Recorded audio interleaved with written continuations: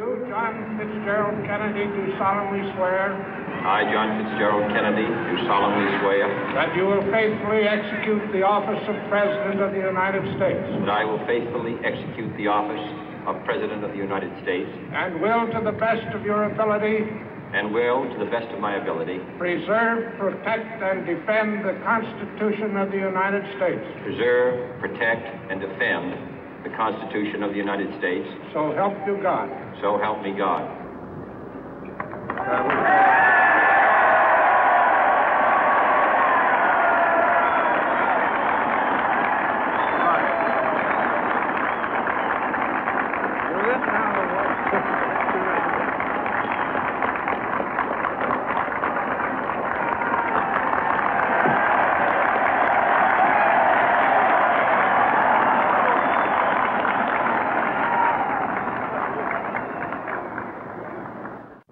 Vice President Johnson, Mr. Speaker, Mr. Chief Justice, President Eisenhower, Vice President Nixon, President Truman, Reverend clergy, fellow citizens.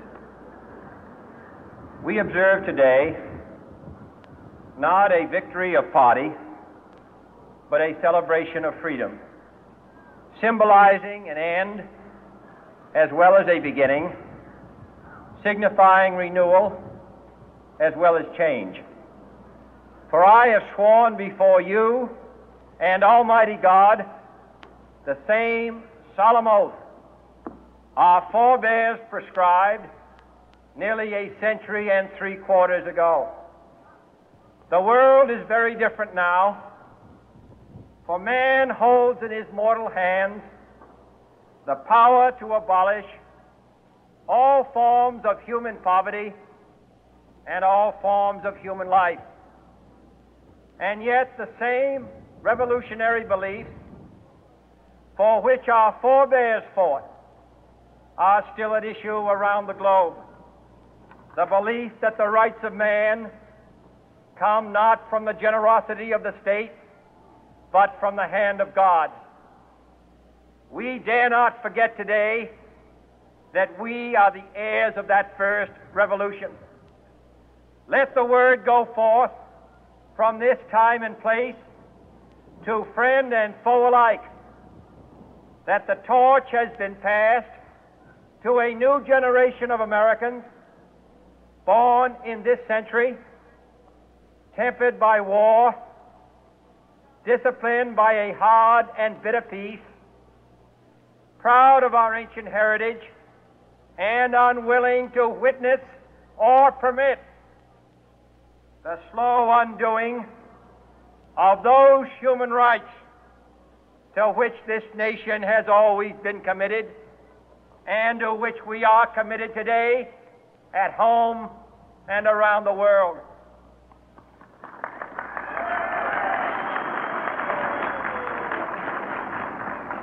Let every nation know, whether it wishes us well or ill, that we shall pay any price, bear any burden, meet any hardship, support any friend, oppose any foe to assure the survival and the success of liberty.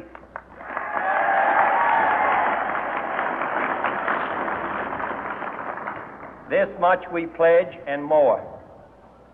To those old allies whose cultural and spiritual origins we share, we pledge the loyalty of faithful friends.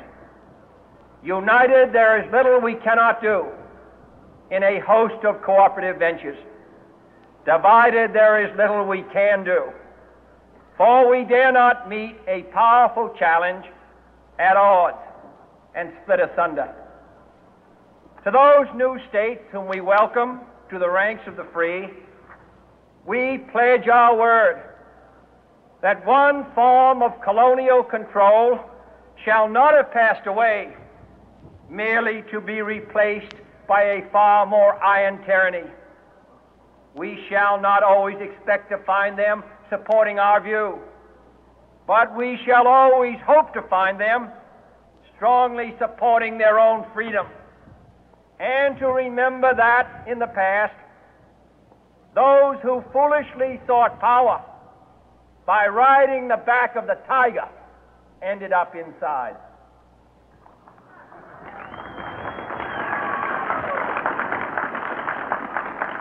To those people in the huts and villages of half the globe struggling to break the bonds of mass misery, we pledge our best efforts to help them help themselves for whatever period is required, not because the communists may be doing it, not because we seek their votes, but because it is right. If a free society cannot help the many who are poor, it cannot save the few who are rich.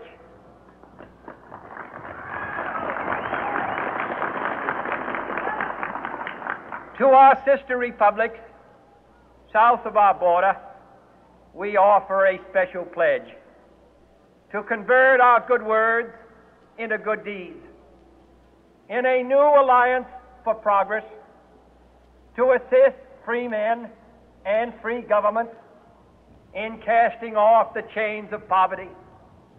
But this peaceful revolution of hope cannot become the prey of hostile powers. Let all our neighbors know that we shall join with them to oppose aggression or subversion anywhere in the Americas.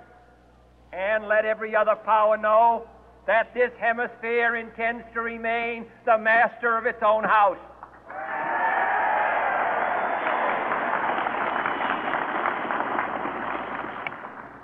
To that World Assembly of Sovereign States, the United Nations, our last best hope, in an age where the instruments of war have far outpaced the instruments of peace, we renew our pledge of support to prevent it from becoming merely a forum for invective, to strengthen its shield of the new and the weak, and to enlarge the area in which its writ may run. Finally, to those nations who would make themselves our adversary, we offer not a pledge, but a request that both sides begin anew the quest for peace.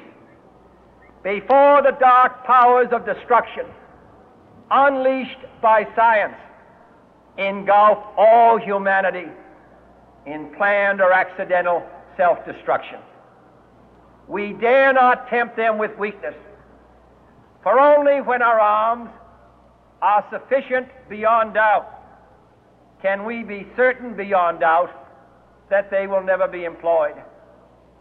But neither can two great and powerful groups of nations take comfort from our present course, both sides overburdened by the cost of modern weapons, both rightly alarmed by the steady spread of the deadly atom, yet both racing to alter that uncertain balance of terror that stays the hand of mankind's final war.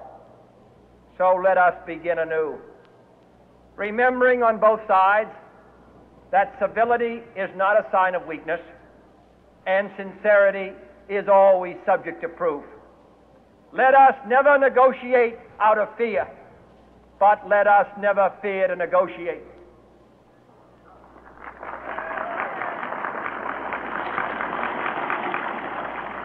Let both sides explore what problems unite us, instead of belaboring those problems which divide us. Let both sides, for the first time, formulate serious and precise proposals for the inspection and control of arms, and bring the absolute power to destroy other nations under the absolute control of all nations.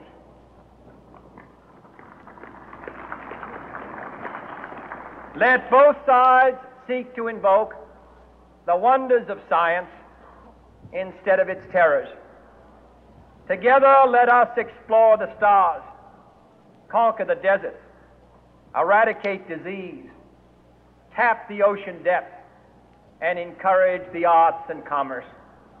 Let both sides unite to heed in all corners of the earth the command of Isaiah to undo the heavy burden and let the oppressed go free.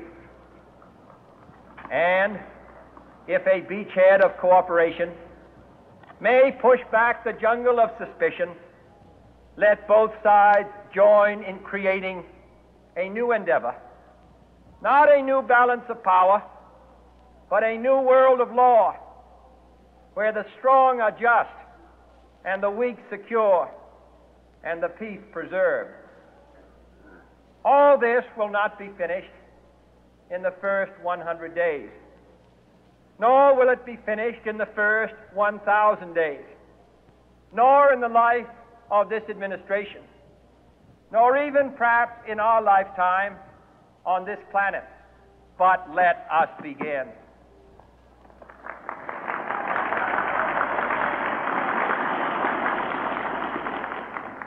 In your hands, my fellow citizens, more than mine, will rest the final success or failure of our course. Since this country was founded, each generation of Americans has been summoned to give testimony to its national loyalty.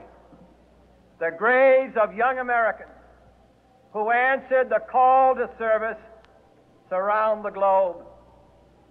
Now the trumpet summons us again, not as a call to bear arms, though arms we need, not as a call to battle, though in battle we are, but a call to bear the burden of a long twilight struggle, year in and year out, rejoicing in hope, patient in tribulation, a struggle against the common enemies of man, tyranny, poverty, disease, and war itself. Can we forge against these enemies a grand and global alliance, north and south, east and west, that can assure a more fruitful life for all mankind? Will you join in that historic effort?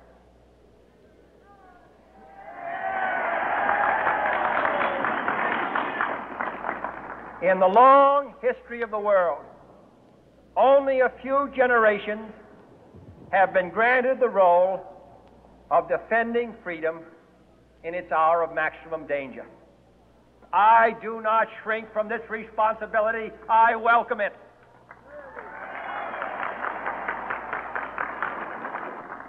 I do not believe that any of us would exchange places with any other people or any other generation. The energy, the faith, the devotion which we bring to this endeavor will light our country and all who serve it. And the glow from that fire can truly light the world. And so, my fellow Americans, ask not what your country can do for you, ask what you can do for your country.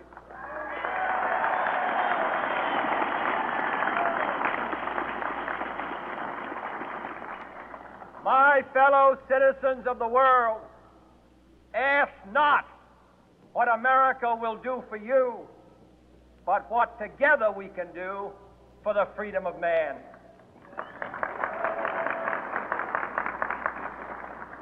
Finally, whether you are citizens of America or citizens of the world, ask of us here the same high standards of strength and sacrifice which we ask of you.